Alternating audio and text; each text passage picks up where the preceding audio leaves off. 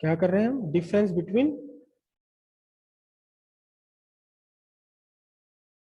Between कौन सी wave?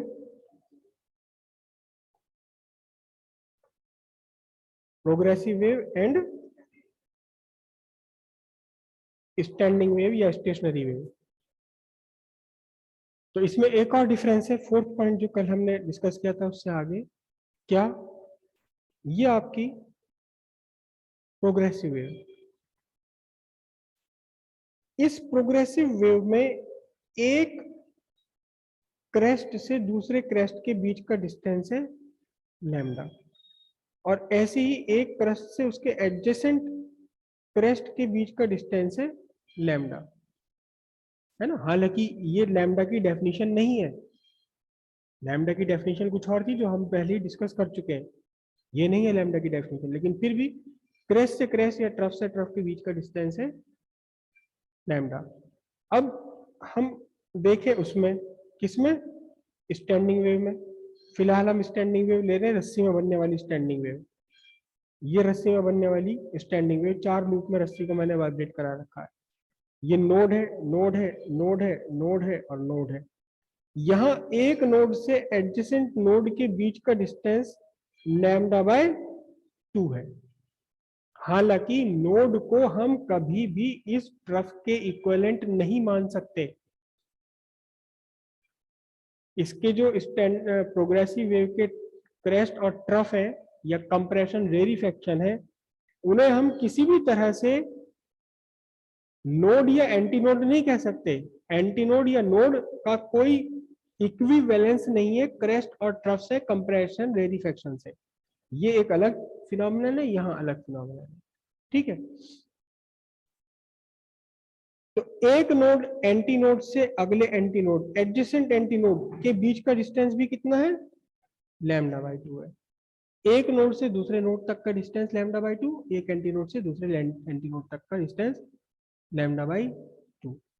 जबकि यहाँ एक क्रेस्ट से दूसरे क्रेस्ट या ट्रफ से ट्रफ, और अगर ये क्रेस्ट से क्रेस्ट, ट्रफ से ट्रफ के बीच का डिस्टेंस लैम्डा, और अगर ये होता कंप्रेशन और रेरिफेक्शन की फॉर्म में, अगर ये प्रोग्रेसिव वेव होती किसकी फॉर्म में? कंप्रेशन और रेरिफेक्शन की फॉर्म में। ये कंप्रेशन, फिर रेरिफेक्शन, फिर कंप्रेशन, फिर रेरिफेक्शन, फिर कंप्रेशन, फिर रेरिफेक्शन। तो एक कंप्रेशन से दूसरे कंप्रेशन तक के बीच का डिस्टेंस लैम्डा, एक रेरिफेक्शन से उसके नियरेस्ट एडजेसेंट रेरिफेक्शन के बीच का डिस्टेंस भी क्या है? लैम्डा है। क्योंकि कंप्रेशन से कंप्रेशन पर पार्टिकल सेम फेस में है, रेरिफेक्शन से रेरिफेक्शन पर पार्टिकल सेम फेस में आते हैं, तो दोनों के बीच का डिस्टेंस लैम्डा।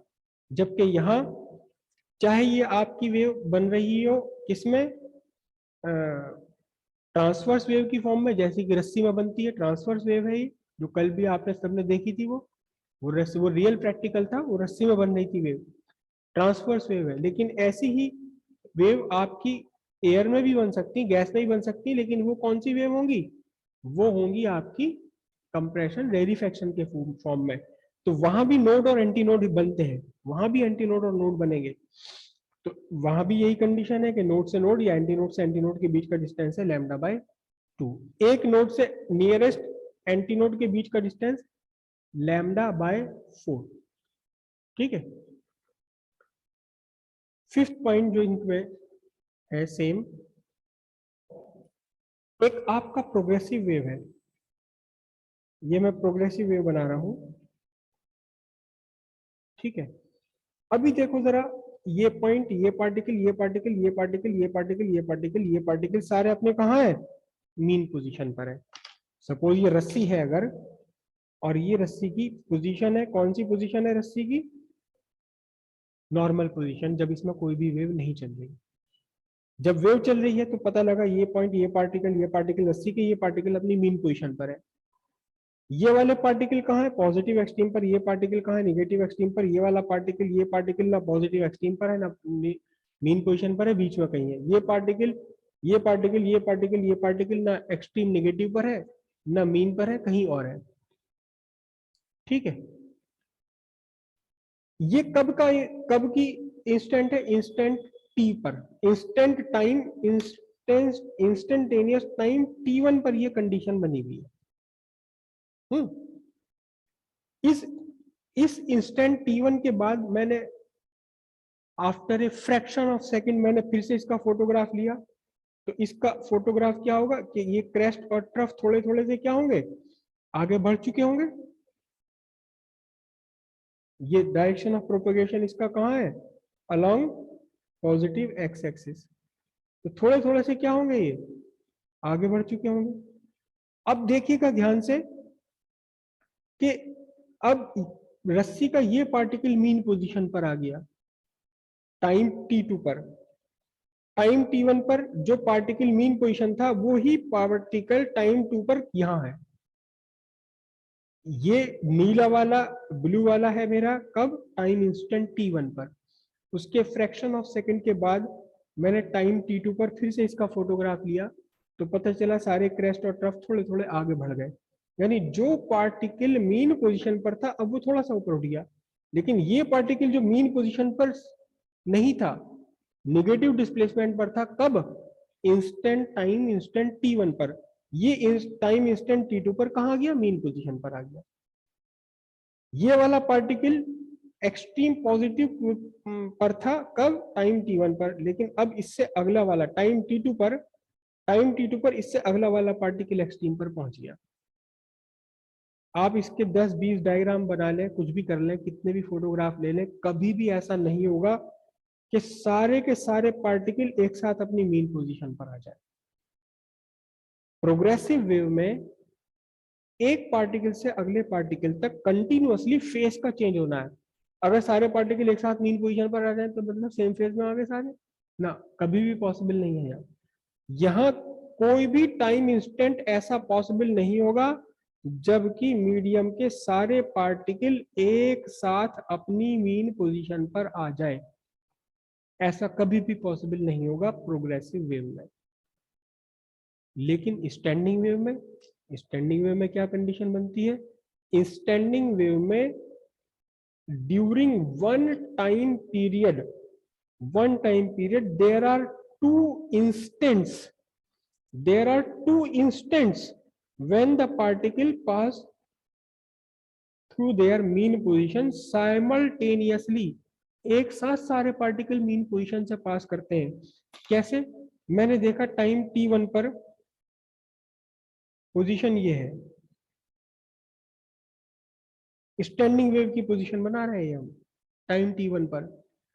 टाइम t2 पर थोड़ा सा फ्रैक्शन ऑफ टाइम सेकंड के बाद में टाइम t2 पर इसकी पोजीशन क्या बनने वाली है, इसकी पोजीशन ये बनने वाली है,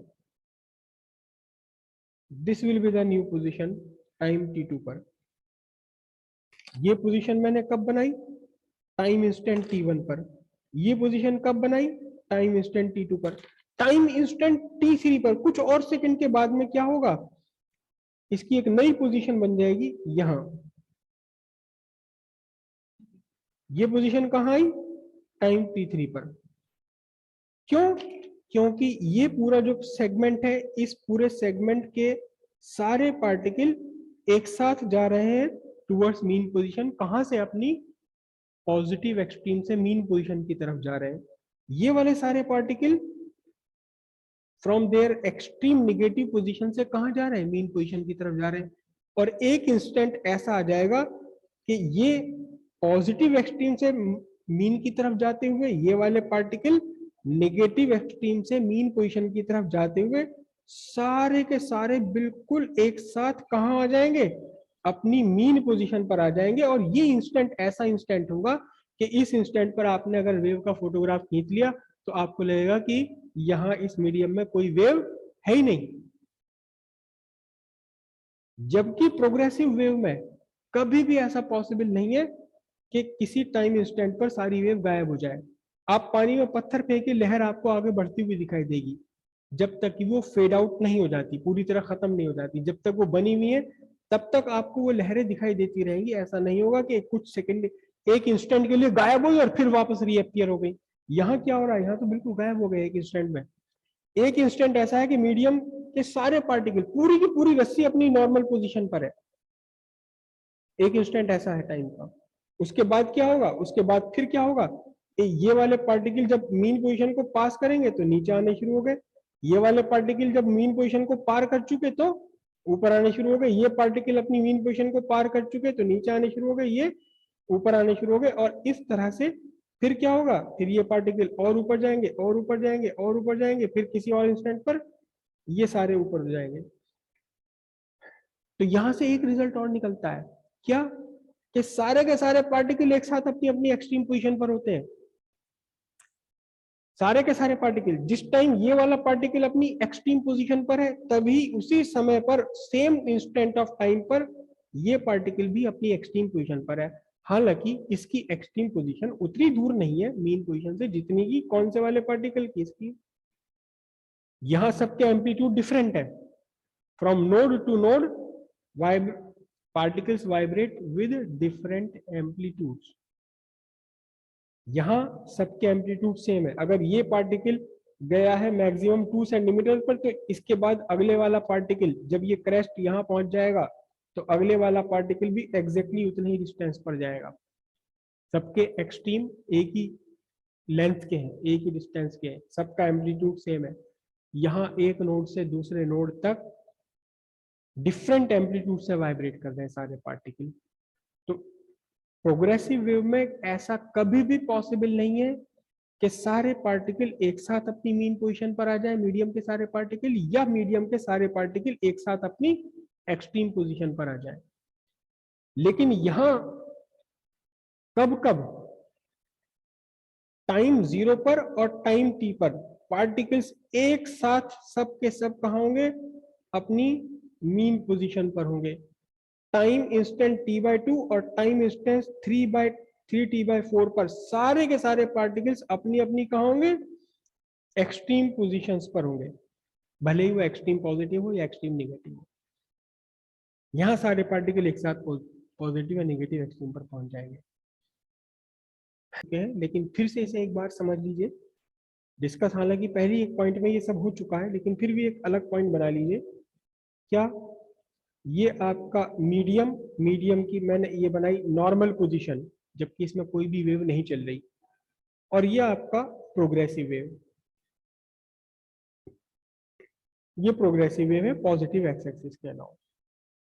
अब जो वेव का प्रोपेगेशन है, प्रोपेगेशन ऑफ वेव, वो है किस फॉर्म में? कोई बता सकता है कि जो वेव इसमें प्रोपेगेट कर रही है, ये किस फॉर्म में वेव प्रोपेगेट कर रही है? अल्टीमेटली क्या है जो इस एनर्जी को आगे लेकर जा रहा है? अल्टीमेटली कॉज क्या है इस वेव का आगे बढ़ने का? वेव के आगे बढ़ने के पीछे अल्टीमेट कॉज है vibration of particles of medium के पार्टिकल्स का वाइब्रेट करना। जैसे आप खुली हुई रस्सी है, इस एंड को आपने अपने हाथ से वाइब्रेट कराया, या कोई वाइब्रेटर लगाया आपने यहाँ पर जिसे वाइब्रेट करा रहा है, इसका वाइब्रेशन अगले वाले पार्टिकल पर पहुंचा, ये भी वाइब्रेट करने लगा, फिर अगले वाले पर पहुंचा, ये भी वाइब्रेट करने लगा, फिर अगले वाले पर पहुंचा, ये भी वाइब्रेट करने लगा। प्रोग्रेसिव वेव में हर पार्टिकल, मीडियम का हर एक पार्टिकल वाइब्रेट करता है। किससे वाइब्रेट करता है? With same amplitude. अभी ये वाला पार्टिकल अपनी एक्सट्रीम पोजीशन पर है, लेकिन कुछ देर बाद ये पार्टिकल आ जाएगा एक्सट्रीम पोजीशन पर। जब ये क्रेस्ट आगे बढ़ेगा, कुछ देर बाद ये वाला पार्टिकल एक्सट्रीम पोजीशन पर आ जाएगा।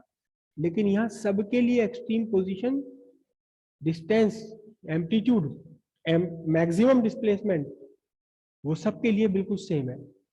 और जितनी फ्रीक्वेंसी से आपका ये पार्टिकल वाइब्रेट करेगा, सेम एग्जैक्टली उतनी फ्रीक्वेंसी से ये करेगा, उतनी फ्रीक्वेंसी से, हालांकि थोड़ा बाद में करेगा क्योंकि फेज लैग आ गया बीच में। यहां से जीरोथ पार्टिकल से अगले पार्टिकल को एनर्जी के ट्रांसफर में थोड़ा सा लैग होगा, समय होगा। लेकिन जब ये वाइब्रेट करना शुरू कर देगा, एनर्जी यहां तक पहुंच जाएगी, तो ये पार्टिकल भी उसी फ्रीक्वेंसी से वाइब्रेट करेगा जिस फ्रीक्वेंसी से आपका जीरोथ पार्टिकल वाइब्रेट कर रहा है। देखो, मेरी साउंड आप तक जो पहुंच रही है, मेरी साउंड जो इस टाइम आप तक पहुंच रही है, वो इस एयर के थ्रू पहुंच रही है। उस कॉलम में से निकली, एयर के थ्रू आपके पास पहुंच रही। तो ये एयर के थ्रू क्यों? क्योंकि इस कॉलम के स्पीकर्स का डायफ्राम है, ये वाइब्रेट कर रहा है। वाइब्रेट कर रहा है तो इसने अपने आगे की एयर को वाइब्रेट करा दिया। अब एयर के पार्टिकल से वाइब्रेशन ट्रांसफर होता गया आप तक पहुंच गया, है ना। तो कभी ऐसा हुआ है आपके साथ कि बोल तो मैं रहा हूं और आवाज आपको अरिजीत सिंह की सुनाई दे रही हो? नहीं हुआ ना, मेरी तो सुनाई देगी।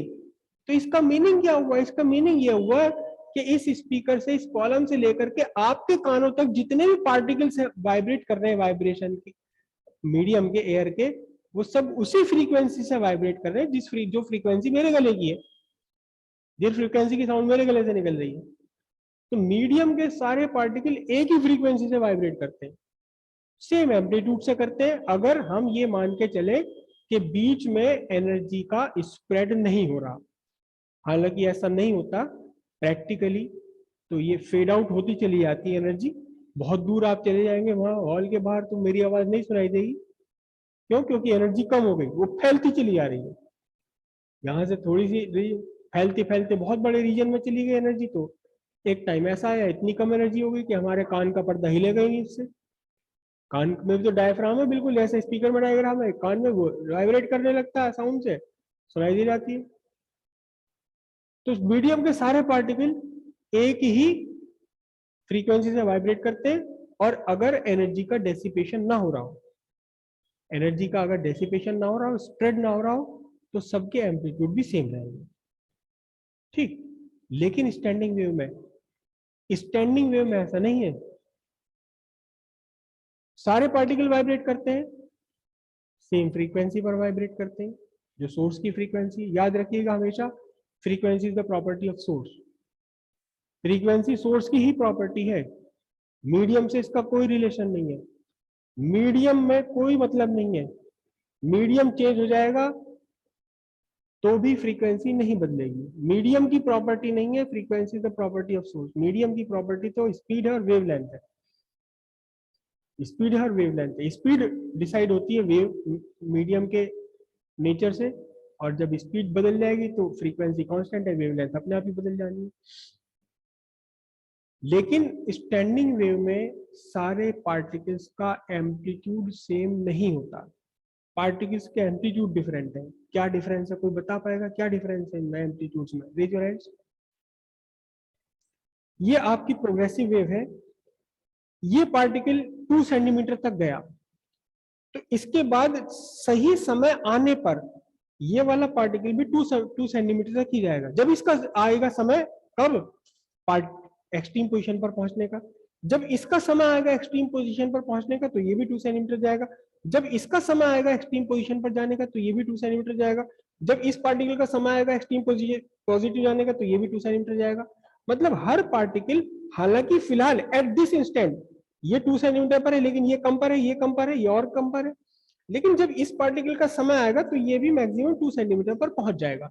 सारे पार्टिकल्स अलग अलग फेस में है, लेकिन जब अपनी अपनी एक्सट्रीम पोजीशन से पास हो गई है तो सबके लिए एक्सट्रीम पोजीशन सेम होगी, सेम एम्पलीट्यूड होगा सभी पार्टिकल्स का इस प्रोग्रेसिव वेव में, एक के बाद एक। अभी ये पार्टिकल एक्सट्रीम पोजीशन पर है, जब ये वेव आगे बढ़ जाएगी तो ये वाला पार्टिकल एक्सट्रीम पोजीशन पर आ जाएगा, जब और आगे बढ़ेगी तो ये पार्टिकल एक्सट्रीम पर आ जाएगा। लेकिन सबके एम्पलीट्यूड, एक्सट्रीम की डिस्टेंस सेम होगी ना सबकी। सब एक के अपने अपने समय पर, जब इनका समय आएगा एक्सट्रीम पोजीशन पर पहुंचने का, तो एक्सट्रीम पर आ जाएंगे, और सबके लिए एक्सट्रीम उतनी डिस्टेंस पर होगी जितने पहले वाले पार्टिकल के लिए। लेकिन स्टैंडिंग वेव में ऐसा नहीं है। स्टैंडिंग वेव में ऐसा नहीं है। आप आंसर कोई बता नहीं पा रहा, समझो इसे ध्यान से, समझो आप ध्यान से। ये स्टैंडिंग वेव है, मैंने 3 लूप ले लिए। ये स्टैंडिंग वेव है। अभी इस इंस्टेंट पर जब मैंने ये फोटोग्राफ लिया है, तो ये पार्टिकल अपनी पॉजिटिव एक्सट्रीम पर है, ये पार्टिकल नेगेटिव पर है। ये कुछ देर बाद क्या होगा, यही पार्टिकल यहाँ नेगेटिव एक्सट्रीम पर आ जाएगा, और यही पार्टिकल यहाँ पॉजिटिव एक्सट्रीम पर पहुंच जाएगा। ये वाला पार्टिकल जो अभी था पॉजिटिव एक्सट्रीम पर, ये पहुंच जाएगा अपनी नेगेटिव एक्सट्रीम पर। चलो जी, ये तो बात हो गई।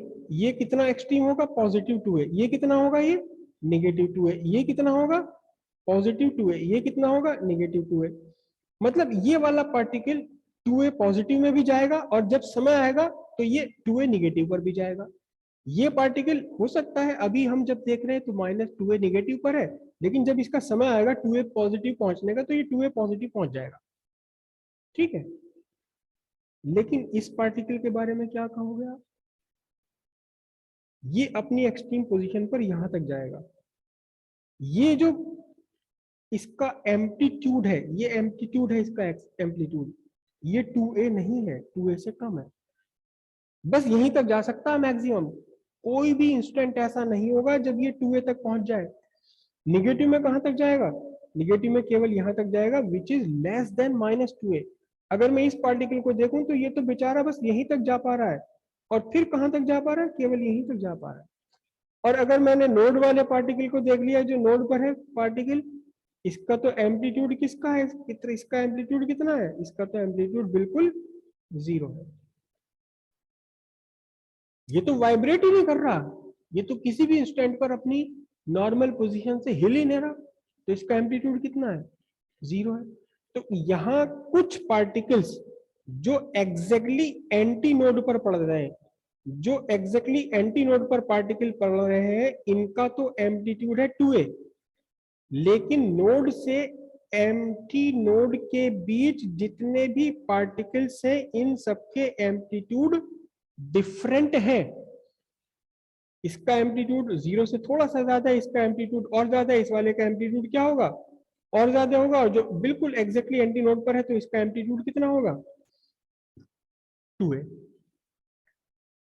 यहां देखो बेसिक डिफरेंस समझो कि ये पार्टिकल, अभी ये वाला पार्टिकल अपनी एक्सट्रीम पोजीशन पर है, कितने? +a पर। लेकिन कुछ देर बाद, कुछ किसी एक सर्टेन टाइम के बाद में ये क्रेस्ट आगे बढ़ जाएगा, तो इसका मतलब इससे अगला पार्टिकल पहुंच जाएगा +a एक्सट्रीम पर। फिर जब ये क्रेस्ट और आगे बढ़ेगा तो अगला वाला पार्टिकल पहुंच जाएगा कहां? +a पर। एक के बाद एक के बाद एक सारे पार्टिकल्स सेम डिस्टेंस तक जाएंगे अपनी एक्सट्रीम पोजीशन पर, यानी कि सारे पार्टिकल्स का एम्पलीट्यूड सेम है। यहां एम्पलीट्यूड डिफरेंट है। एक नोड से दूसरे नोड तक का एम्पलीट्यूड लगातार बदलता चला जाता है। नोड पर रखे हुए पार्टिकल का एम्पलीट्यूड एग्जैक्टली 0 है, और जबकि एंटी नोड पर रखे हुए पार्टिकल, एंटी नोड पर पड़ने वाले पार्टिकल का एम्पलीट्यूड कितना है? 2a। और बाकी जितने भी पार्टिकल्स हैं, उन पार्टिकल्स का एम्पलीट्यूड 0 से ज्यादा है और 2a से कम है।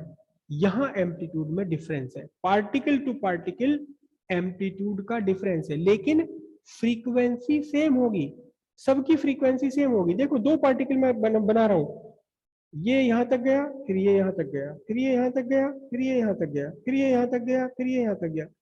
चल तो दोनों एक साथ ही रहे हैं, टाइम पीरियड तो दोनों एक ही ले रहे हैं, लेकिन एक पार्टिकल कम डिस्टेंस तक जा पा रहा है, दूसरा पार्टिकल ज्यादा डिस्टेंस तक जा पा रहा है, तो एम्पलीट्यूड इनके डिफरेंट है, लेकिन इनकी फ्रीक्वेंसी क्या है? सेम है। प्रोग्रेसिव वेव में फ्रीक्वेंसी भी सेम है और एम्पलीट्यूड भी सेम है, दोनों ही बातें यहां सेम होती है। लास्ट जो इसका डिफरेंस है वो है change in pressure and density of medium.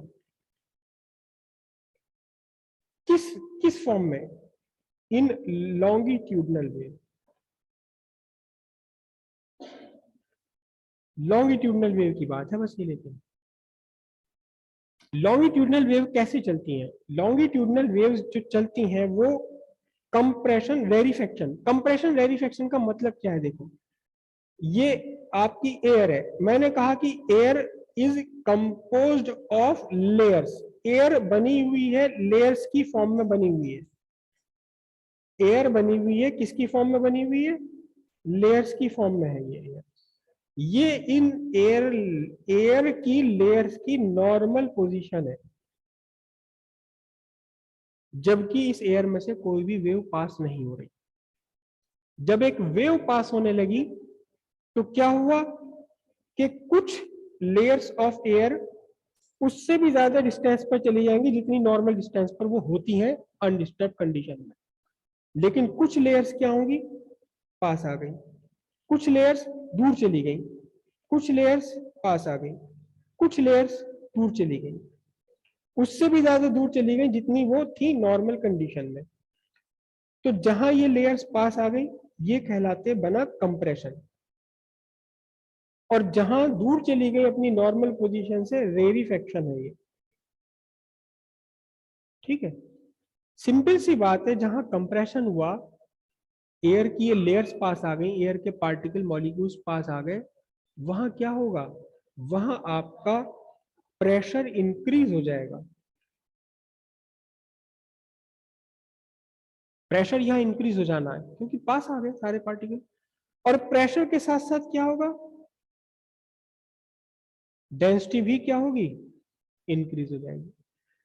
लेकिन यहीं पर कुछ सेकंड बाद यहीं पर क्या बन जाने वाला है, यही रेरिफेक्शन बन जाने वाला। जहां कंप्रेशन था वहां जहां रेरिफेक्शन था वहां कंप्रेशन बन जाने वाला, जहां कंप्रेशन था वहां रेरिफेक्शन बन जाने वाला, जहां रेरिफेक्शन था वहां यहां कंप्रेशन बन जाने वाला है रेरिफेक्शन की पोजीशन पर। और जो पहले कंप्रेशन था वहां रेरिफेक्शन बन जाएगा, जहां कंप्रेशन था वहां रेरिफेक्शन बन जाएगा। तो जब इस रेरिफेक्शन वाली साइट पर कंप्रेशन बना, कंप्रेशन वाली साइट पर ही रेरिफेक्शन बना, तो क्या हुआ, change in pressure and density. जब जब यह कंप्रेशन बनेगा डेंसिटी और प्रेशर बढ़ जाएगा, जब जब यहाँ रेरिफेक्शन बनेगा तब तब यहाँ डेंसिटी और प्रेशर डिक्रीज हो जाएगा। ठीक है, जब लॉन्गिट्यूडनल वेव किसी मीडियम से पास होती है there is a change in pressure and density. हालांकि ट्रांसवर्स वेव के जब पास हो रही है तब डेंसिटी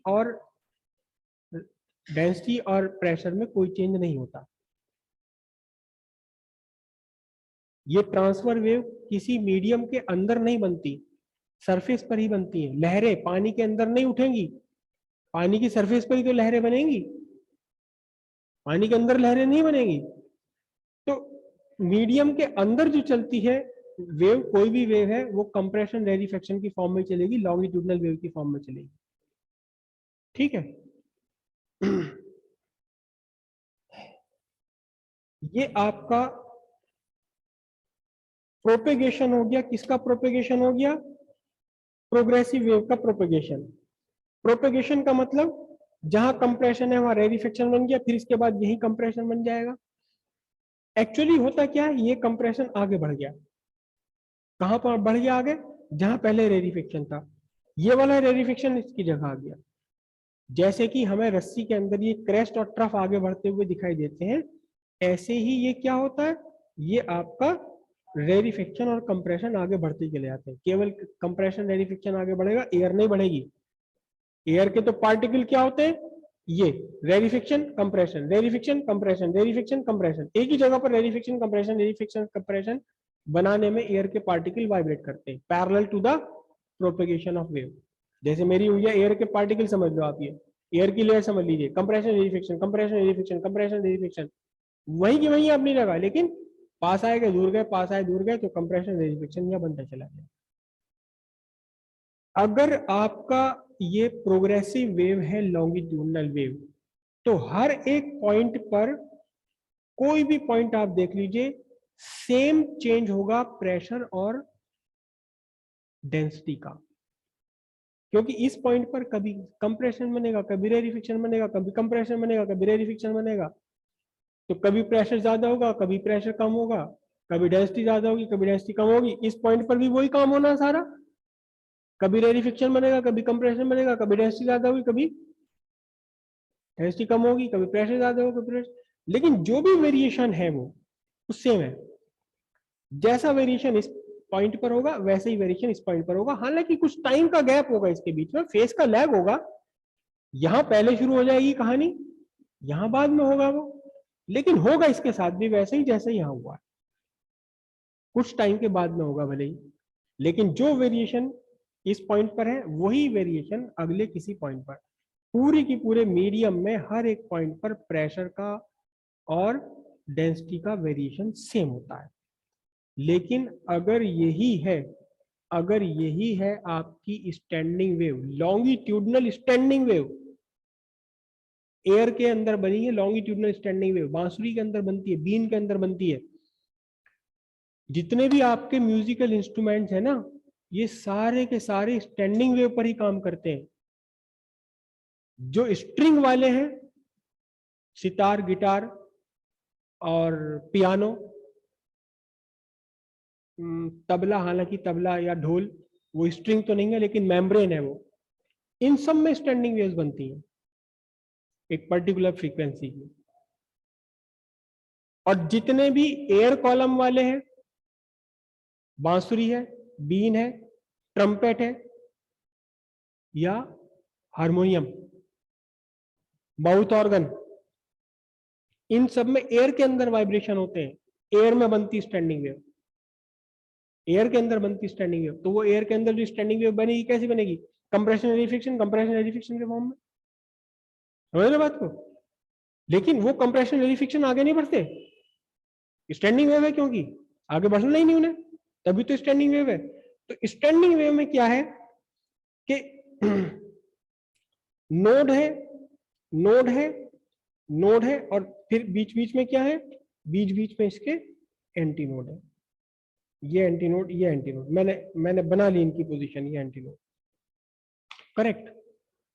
तो एंटी नोड कैसे बनेगा? देखो, जो नोड पर पार्टिकल है वो तो वाइब्रेट ही नहीं कर रहे, वो तो वाइब्रेट ही नहीं कर रहे, और एंटी नोड वाले पार्टिकल मैक्सिमम वाइब्रेशन कर रहे हैं।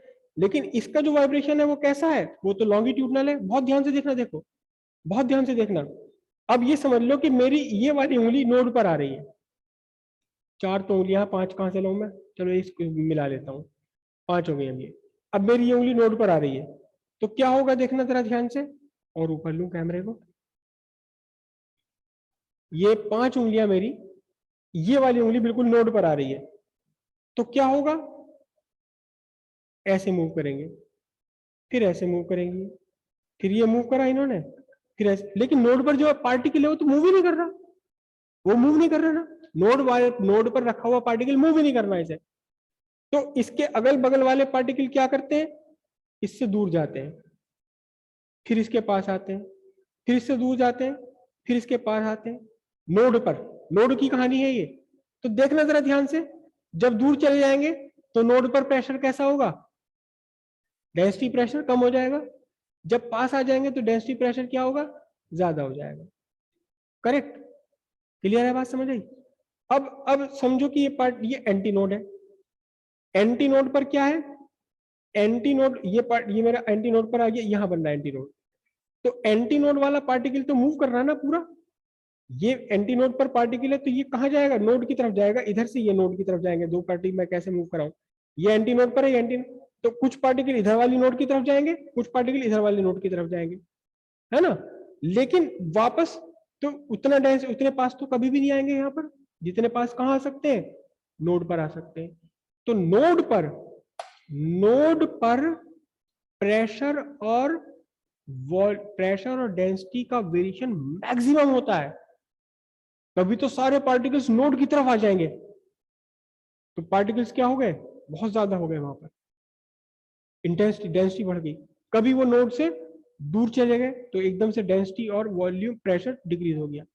लेकिन एंटी नोड पर जो पार्टिकल रखा हुआ है, वहां तो बहुत सारे पार्टिकल एक साथ पास आ ही नहीं रहे, तो फिर क्या होगा? वहां वेरिएशन तो है, लेकिन वहां कम वेरिएशन है, प्रेशर का भी और डेंसिटी का भी। तो नोड पर डेंसिटी और प्रेशर का वेरिएशन मैक्सिमम है। सुनने में उल्टा लगता है कि जी पार्टिकल तो सबसे ज्यादा मूव कर रहे हैं एंटी नोड वाले, वहां होना चाहिए वेरिएशन ज्यादा, लेकिन वो पार्टिकल मूव करके जा कहां रहे हैं? दबाव तो सारा वो नोड पे डाल रहे हैं ना भाई, ये एंटी नोड है, सारे पार्टिकल नोड पे पहुंच गए तो नोड का प्रेशर बढ़ा दिया, सारे पार्टिकल नोड से बाहर निकल गए तो नोड पे प्रेशर घटा दिया।